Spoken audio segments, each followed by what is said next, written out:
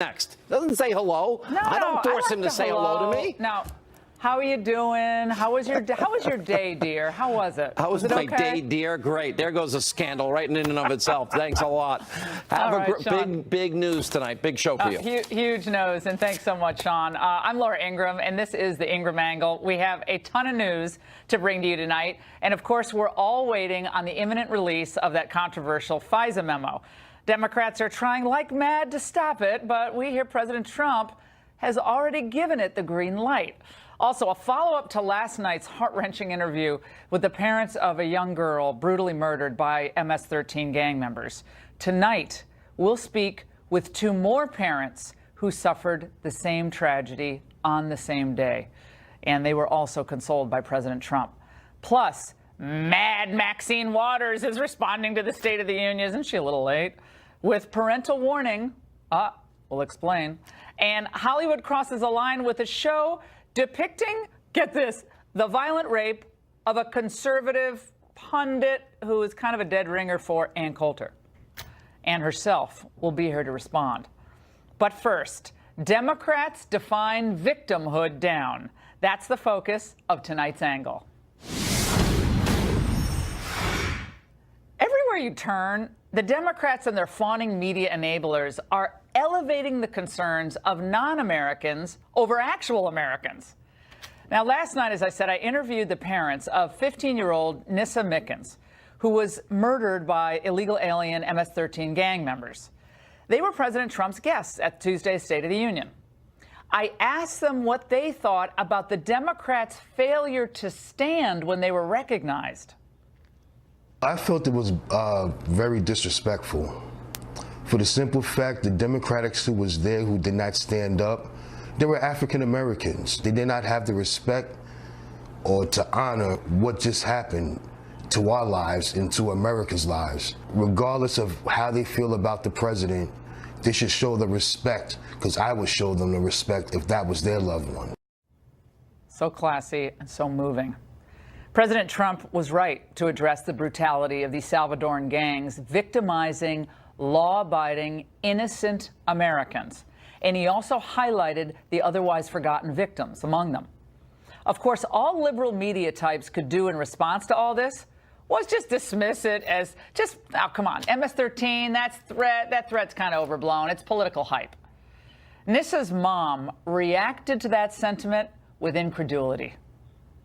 I have no words. I mean, these are gang members that just, decided to be a judge and a jury to take my daughter out like that. It's unacceptable. I don't want it to happen to anybody else's family. It was so heartbreaking. Yet, for most Democrats, these victims and their families, they're almost invisible. The anguish of those families is really inconvenient to the storyline that a lot of people on the left like to tell. That illegal immigrants are all good and they're all deserving of amnesty, benefits, care, compassion, etc. Liberals' empathy, though, only seems to go one way. The awful, awful, awful pictures of dreamers being deported, I think, will rally the nation. For me, the first step begins by finally addressing the needs of dreamers. It's a priority that too long has been pushed to the back burner. English was deported once, only to come back again illegally, and his 30-year-old wife is a DACA recipient, by the way. Now, contrary to what Democrats have tried to do, to brainwash generations of African Americans to believe that Republicans are racist, terrible, heartless people. They've done the same with Hispanics as well. Think about this. It's only Donald Trump who had the guts to point out that an unenforced border hits Black, Hispanic, and working poor generally disproportionately hard, lowering wages, shutting a lot of people out of entire job sectors, and, of course, the crime. So playing the crass game of identity politics, what Democrats do is they create their own classes of imaginary victims. So illegal immigrants' anxiety about deportation, as you just saw in that piece, is covered endlessly and with maximum emotion. Lots of sympathetic nods from reporters. And politicians stand and applaud for so-called dreamers demanding rights. And if you disagree and you believe in immigration measures that are designed to benefit the American people, well, you're smeared. Values. You have very hostile anti-immigrant voices in the House. Last week, President Trump and DHS Secretary Nielsen made another shameful anti-immigrant decision by ending temporary protected status for 31,000 Salvadoran. We have a Republican president, a Republican Senate, a Republican House. All three are the most anti-immigration that there is. Now, that's completely absurd, Chuck, and I'm going to throw it right back in his face. I'll ask him this. Are Democrats anti-children when they fail to stand up for victims, such as the 7-year-old Indiana girl who was repeatedly raped this month by a 24-year-old illegal alien? And by the way, if we have the picture of him, we have the picture, there he is. And was this animal a dreamer? That's my question. Well, no, most illegal immigrants don't commit serious violent crimes. We all know that. But they do comprise 22% of our federal prison population. That is a fact.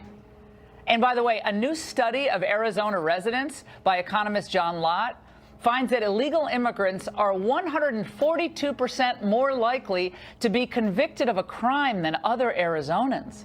Wow, that is obscene. Now, today, we have a thing called a catch and release policy. It's completely nuts, under which ICE agents must release unaccompanied and accompanied alien children back into the country. So they're caught at the border, and then they're processed quickly and released back into the United States. Health and Human Services then resettles these kids in communities and in states like yours. We've released 100,000 of these unaccompanied minors into the United States just since fiscal year 2016. It's unbelievable. And a recent HHS study showed that the majority of unaccompanied illegal alien minors are 15 to 17 years old, and they're males. In other words, as that Northern Virginia gang task force fellow a couple weeks ago on this show said, they are prime recruitment targets for MS-13. President Trump, to his credit and to our benefit, wants to end this scourge. Many of these gang members took advantage of glaring loopholes in our laws to enter the country as illegal, unaccompanied alien minors and wound up in Kayla and Nisa's high school. Tonight I am calling on Congress to finally close the deadly loopholes that have allowed MS-13 and other criminal gangs to break into our country. I was thinking about this. The Congressional Black Caucus and all those Democrats who sat fuming rather than standing in support of grieving American families Tuesday night, I say shame on you. You've gone so far left that you've left America. And that's the angle. Last night, it was my great privilege to speak with Robert Mickens and Elizabeth Alvarado, whose 15-year-old daughter, Nisa Mickens, was murdered by MS-13 gang members. They were guests, as I said, of President Trump at Tuesday's State of the Union address, as were my next guests, Evelyn Rodriguez and Freddie Cuevas. They are the parents of Kayla Cuevas, a 16-year-old who was also killed by MS-13 gang members. And both of you, I want to say, I know it's very difficult to come out and talk about this subject because it makes you think of what happened to your daughter just 2 years ago, not even 2 years ago. But we really appreciate your testimony and your witness to what is the truth. So thank you so much. Thank you for having us. Evelyn, I'd like to start with you.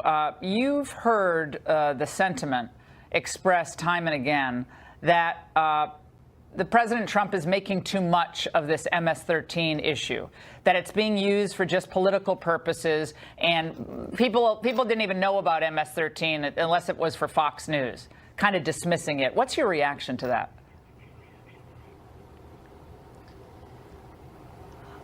You know, it's a situation that it's pretty much all over, and we need to find a solution in order to take care of this.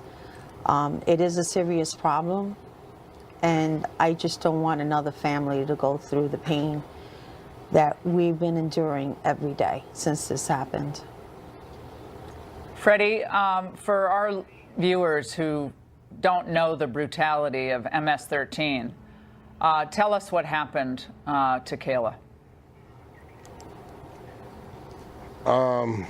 Unfortunately, that sad day, Kayla was announced by Nisa and, her best friend, to go into seeing a friend and whatnot. So they went over to see a friend so they can tackle whatever situation that they had, which was very minor. And they went over there, they made their friendship, they made their peace. On the way back, that's when I think The situation occurred. Things went wrong. They was already in the parking lot, and they was, hanging out there in the parking lot, whatnot. And unfortunately, my daughter and Nisa, on that specific day, happened to be crossing the boundaries of Loretta Park. So once they crossed Loretta Park, and being them parked in Loretta Park, they happened to come across the controversy.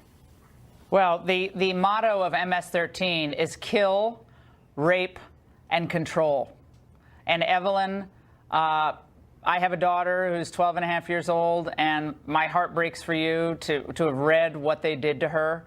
But they beat both girls with a baseball bat, and police who found them said they had not ever seen such brutality. They've seen a lot in Long Island, never seen anything like it. You were there at the State of the Union, and there were a lot of people who stood and applauded for your courage and for your daughter. There were a lot of people who sat on their hands scowling. What do you say to them tonight, those who would not stand to honor your daughter? Everybody has their opinions. I just want to thank for those who stood up and believed in what we're trying to do. I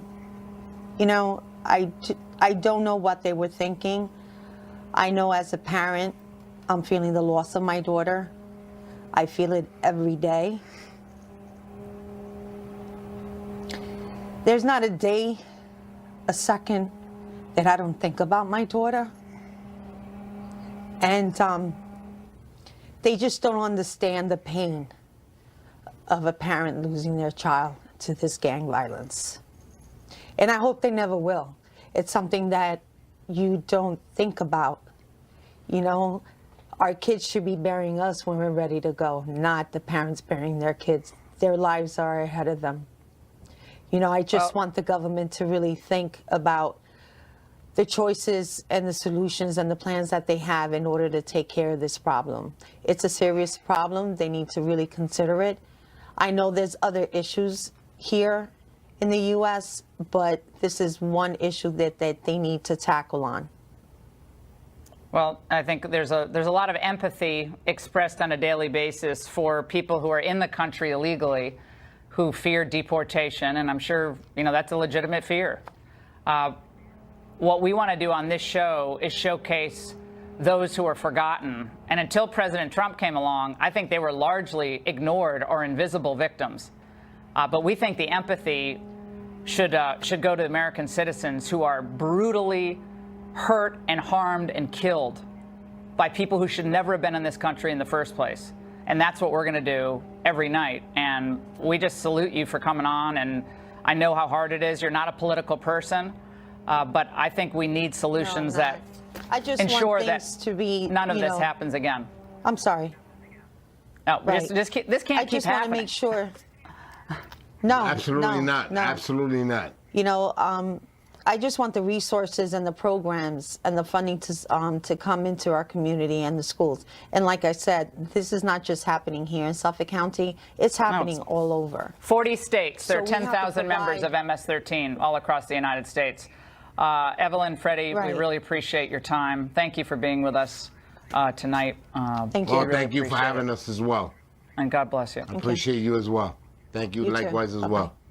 And now we go to someone who sees nothing wrong with amnesty and very liberal immigration policies. We see him from New York. David Burstein is the co-founder of Run for America. David, why didn't Democrats stand for those families? Well, look, first of all, I should say that my heart goes out to Kayla's parents, and hearing their story, is incredibly moving, and nothing like that should be allowed to happen in our country. But Democrats stood, I think, didn't stand as a statement about this president's totally, I would say, xenophobic and racist policies and ways he's chosen to go about fighting this issue. Immigration is a huge problem in this country, but the way this president has chosen to go about it has sought to divide people, to pit people against each other, and doesn't actually seem intent on trying to solve the problem. It seems intent on trying to create enemies and trying to create a divisive nature, and they didn't want to be part of that. Well, it's quite selfish, don't you think? I mean, that you're holding on to this, vicious hatred of President Trump, the man. People can do whatever. They can feel whatever they want. Sure. But when you have 4 parents literally in tears in the gallery, and you weren't there, I'm not putting this on you, but literally in tears, who lost a 15-year-old and a 16-year-old, and you can't get out of your own way to get up off your backside and look up to that gallery and applaud them. That's where I think the Democrats always take it too far, David. I mean, you can hate President Trump. You can think all the things you're thinking. It's all wrong, but you can think it and you can say it. That's fine. But to not stand for those family members, to me, that's like, if you're a Democrat, you stand for them because you're for the little guy.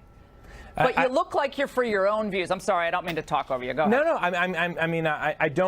I can't really disagree with you there, Laura. I mean, I think that as you pointed out, the wrapping themselves up in identity politics that the Democrats are participating is not good policy. It's policy that exists primarily to satisfy their base, and it is not good policy for them to win elections, frankly, because there are people out there who are concerned about these issues. And the State of the Union should be an opportunity for a little bit more bipartisan energy, and we should all be able to stand up for families who have lost their children to any kind of violence. That does seem to be taking it a little bit too far. All right, David, thank you so much. And up next, guys, lawmakers from both sides of the aisle debate the wisdom of releasing that highly anticipated FISA memo any hour now. And Hollywood thinks it's entertaining to depict the rape of a conservative commentator we are so desperate to keep hidden. As early as tomorrow, it will be released. Joining us now with a reaction is Democratic Congressman John Garamendi. Congressman, first off, I got to tell you this. We want to congratulate you. You're a very brave person because you are just the 3rd Democratic lawmaker to come on this show since it began 3 months ago. So, my friend, you are now a member of an elite club. Let's make it a weekly thing. We'll do it once a week at least. It's great to see you, Congressman. So tell us about this memo. And my first question is, why haven't you gone to read the memo? Yeah. I was about to do so Tuesday morning. Late Monday night, the committee voted to release it, and I said, I just as soon not read the classified version of it, because if I do, I can't talk about it. I'm on the Armed Services Committee, have been for the last 8 years, and I do classified information virtually every week, often every day, and I know that I can't talk about it. So I knew it was going to become public, and then I could talk about it. Yeah, but I all couldn't these if it was classified. all these congressmen have been all over television. They're not talking about what's in the memo. They're talking about the need to have transparency. So are you saying all those congressmen are violating their congressional ethical obligations? No, I'm confused not at about all. this. Seems like willful No, not at blindness all. to the viewers, I imagine. No, I don't think so at all. I know this is coming out. It's going to be out tomorrow probably, and we review it. What's really, really important here is that we need to recognize that we are in a highly partisan, very, very charged environment. Democrats and Republicans, both of them going back to their corner, coming out, fighting it out.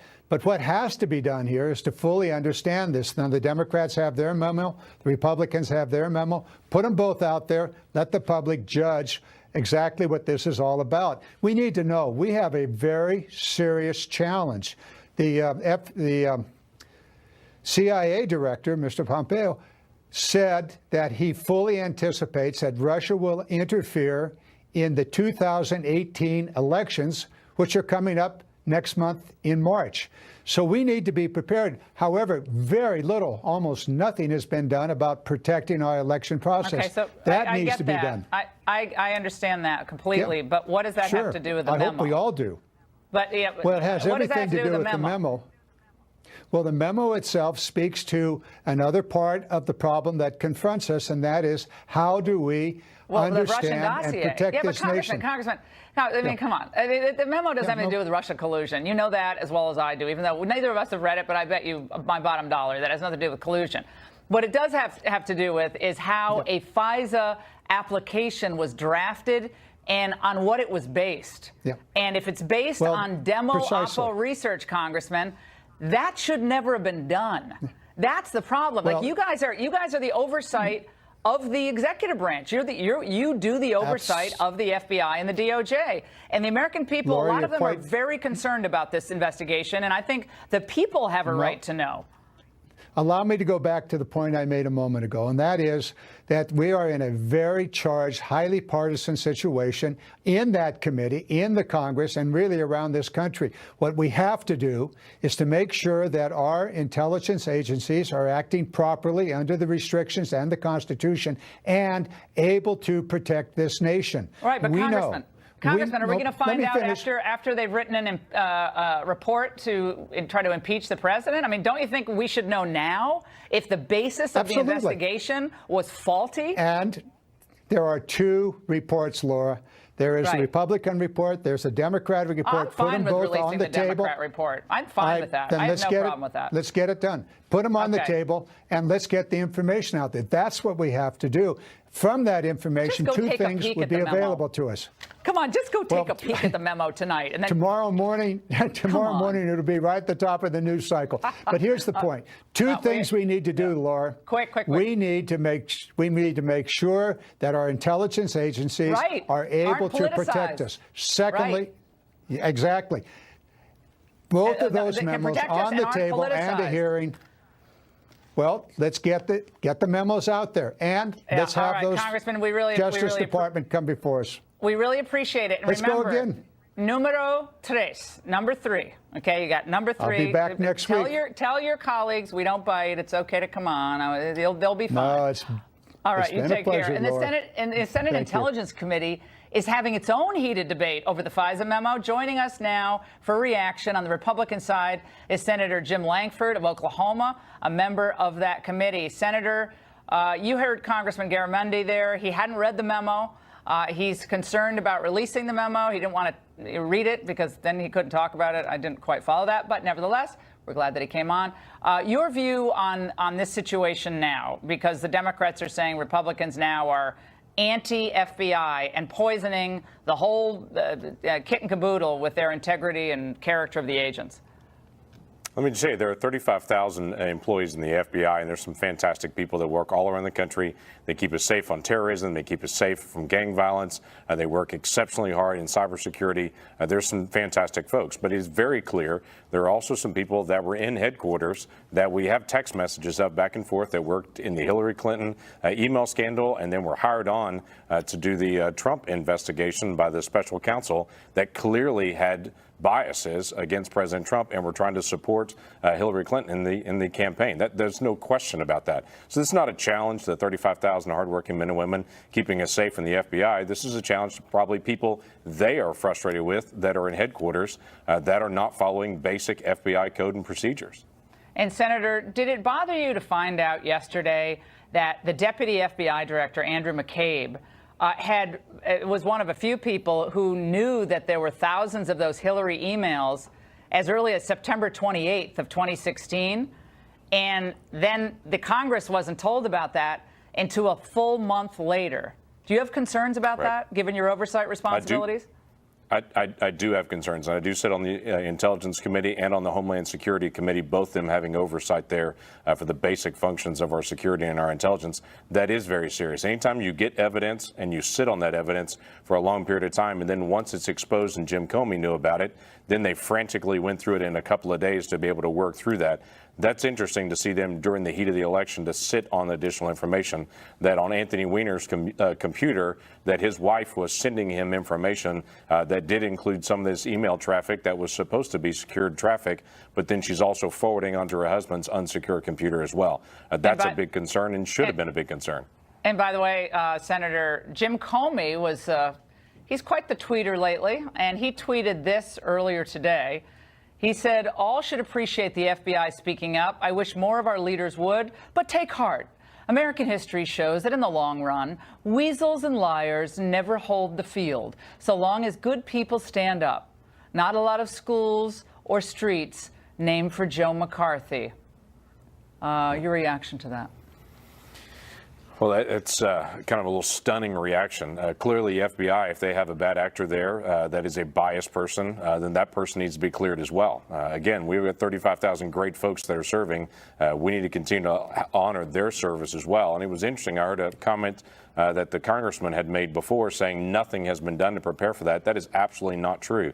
I've personally spoken with Kirstjen Nielsen, who's the new head of DHS. I had spoken to now the chief of staff for the president. When he led it, they have actively engaged in trying to protect our election. DHS has been very engaged with our states. They're working very hard to make sure that there are additional protections coming up for the next election. So that has already begun. All right, Senator, thanks so much. And by the way, strong conservative women suffer a lot of verbal abuse, believe me, from liberals. Much of it's really obscene. Now, Hollywood.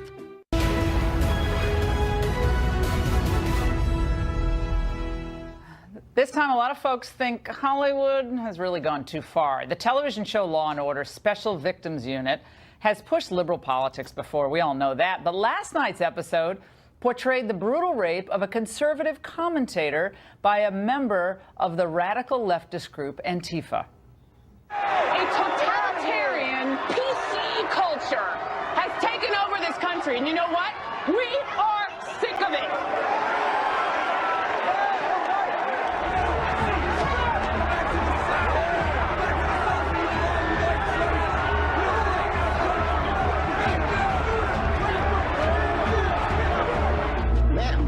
Okay? I need an ambulance at the Hudson Quad right now. Some observers, especially on Twitter, are saying the victim looked a lot like conservative commentator and best-selling author Ann Coulter. Here to respond from West Palm Beach is Ann Coulter. Ann, I know you don't watch this show. I don't either. It's way political, and I don't watch any of these shows. But what goes through your mind when you see this? This on NBC, which just had to jettison its big anchor, Matt Lauer, after all the stories came out about him and women, and now this storyline. Well, I heard about it when I got in last night. My fans were mostly upset that they thought the actress didn't do me justice. God bless my fans. And no, I mean, there were 3 direct quotes from me, or at least lies about things I'd said. So, yeah, it was pretty clearly supposed to be me. I don't care, could not care less. I know it would be much better TV if I did care and I was indignant, but it could be sort of a public service announcement. This is how you react. I'm not like the Berkeley students who thought it was a personal assault if Ann Coulter gave a speech on their campus by smashing windows and threatening to burn the place down. And in fact, Laura, I did not break a single window since hearing about this show. It is, I mean, there are 2 things that I haven't seen any, but I just heard that segment of it. It's funny how liberals always think we're as precious as they are. I mean, just that woman who was talking, whom I gather was supposed to be me. No, that's how liberals talk. They are constantly in a state of outrage. Come to one of my speeches. But Ann, you see, that's not my approach. And imagine if there was a storyline about some politically correct figure being raped brutally, with with a very familiar storyline connected to a, I don't know, I can't think of Muslim commentator or something. I just don't think people would kind of look the other way. I think it would create a huge conversation, right? I mean, it would be Islamophobic. How dare you bring this up? I mean, this is making my life more dangerous. Right. No, I mean, seriously, me giving a speech, the main import of which was going to be federal law. We should enforce it. No, that was enough to threaten to burn the campus down and have Berkeley cancel me and most college campuses. But really, I mean, people are being thrown off Twitter. Remember, I think Mila was thrown off Twitter for calling an actress ugly. So I'm thinking, why don't they follow my approach and not care? But I do think it's worth bringing up at this point also what just raging frauds and hypocrites they are. I mean, one of the things was that this character, I mean, I read it in the Newsbusters write-up, wants to deport dreamers. Okay. Laura, I promise you, the writers, the actors, the producers of this TV show, will move heaven and earth to make sure their kids don't go to school any place near a dreamer. Their only contact with illegal aliens is the woman who cleans their toilet, whose name they don't know. Oh, but they're going to stand up for the illegal aliens. No, so much of Hollywood is just wanting to feel morally superior to conservatives, and particularly to Trump voters. Well, Anne, I thought the show, it was another reminder of why it's so good to read and not watch certain shows on television, except the shows like this where you can actually get a laugh and maybe learn a little something. And thanks so much. And by the way, Mad Maxine Waters, someone I know Coulter loves, lashes out at the president while Mad Max is about to make a sequel to his Passion of the Christ. Wow, a different Max. The inside stories and our scene this week features Maxine Waters' response to the State of the Union. And it was on BET. Plus, a claim by the star of The Passion of the Christ that the sequel will be the biggest film in history. I'm joined now by Fox News contributor Raymond Arroyo of the Will Wilder series. Raymond, first, BET featured a response to the State of the Union a day after the State of the Union. Yes, well, timing can't be perfect, Laura. And this was Angela Rye, who was introducing Maxine. Let's watch. In case you missed y'all's President's State of the Union last night, spoiler alert, you missed nothing. Of course, we won't spend all our time together lamenting about the walking disaster that is the KKK's commander-in-chief. She joins our special tonight to deliver a rebuttal that will seal the lips on that hole Donald Trump calls him out. Whenever he appears on TV, there should be a disclaimer that says, this may not be acceptable for children.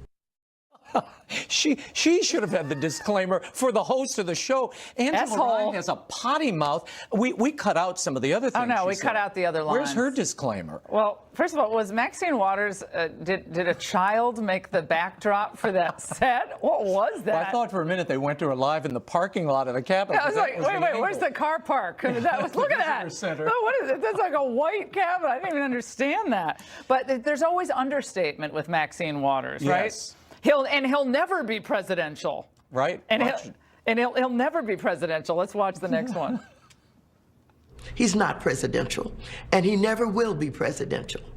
He claims that he's bringing people together, but make no mistake, he is a dangerous, unprincipled, divisive, and shameful racist. We deserve better. That's why I have called for his impeachment. Some believe it's too early. I disagree. The time is now. What do you say after that? Wait, racist, xenophobic. But you know what they should do? They should just have a number for all of the insults. It should be like, well, and then he's 143. Why say it all at this point? If you're going to impeach the president, you have to have grounds for impeachment. No. Not, I don't like him, he's mean, he's angry, he's upset. And the other thing, this is black entertainment television. Why is this not entertaining at all? It is actually sort of entertaining. Well, mildly, but I would have preferred Medea doing political commentary. Oh because my God, at Medea, least that's a great Tyler idea. Perry would draw a crowd and actually has an audience, and he'd be funny. Well, okay, let's go to the resurrection. Mel Gibson is going to do the sequel to The Passion of the Christ, which made more than $1 billion. $600 million at the box office, only $30 million to make.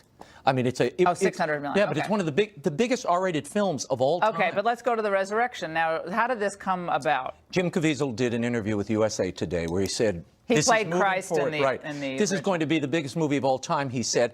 And the media is now going wild. The Today Show said, has Mel Gibson really been forgiven? The guy won a Golden Globe last year for Hacksaw Ridge. Wait. The Today Show, The with Today all Show. of that they've been dealing with, Right. is wondering whether Mel Gibson has been forgiven. Let's watch what Mel said about the resurrection. Let's watch. And it's not just about a resurrection. It's not the, man comes back, walks through walls, has holes in hands, eats a piece of fish. It's not that. It's a vast theological experience, and I think you need to delve into what that means in a way that you take that as the centerpiece and you juxtapose it against many things that go on around it.